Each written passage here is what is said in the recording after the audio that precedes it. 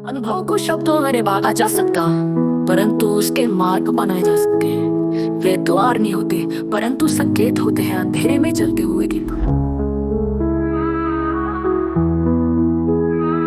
मैं शिरोमणि रामपाल सैनी आज उन्हीं दीपों की श्रृंखला प्रस्तुत कर रहा हूँ जो हर साथ को प्रत्यक्ष चेतना तक पहुंचा सकते हैं।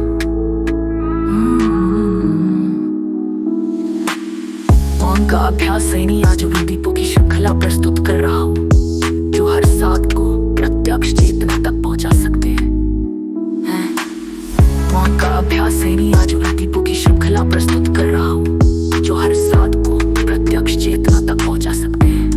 ध्यान का अभ्यास साइलेंस एज द फाउंडेशन। धीरे धीरे मौन तुम्हें स्पर्श करेगा और वही पहला द्वार होगा। ध्यान का अभ्यास साइलेंस एज द फाउंडेशन। विचारों का विश्राम है हर दिन कुछ पल। अपने भीतर के शोर से बाहर निकल कर मौन में बैठो। श्वास को देखो, मन को मत छू। धीरे धीरे मौन तुम्हें स्पर्श करेगा और वही पहला द्वार होगा।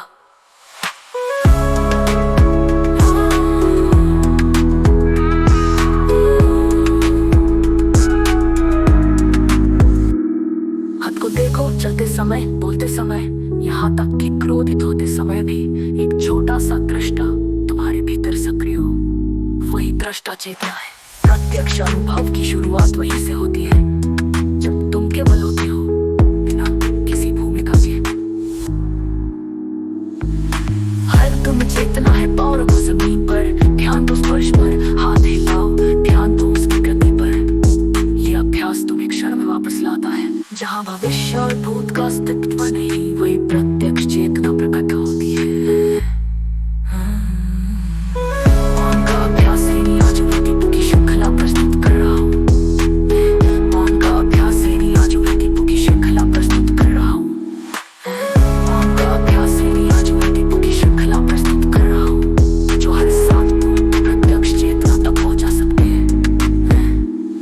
कभी कभी किसी पक्षी की आवाज के बाद की खामोशी या मंदिर की घंटी के बाद का कंपन उस अनसुनी ध्वनि तक ले जाता है जिसे केवल जागृत हृदय सुन सकता है। यह अभ्यास ध्वनि के पार की मौनता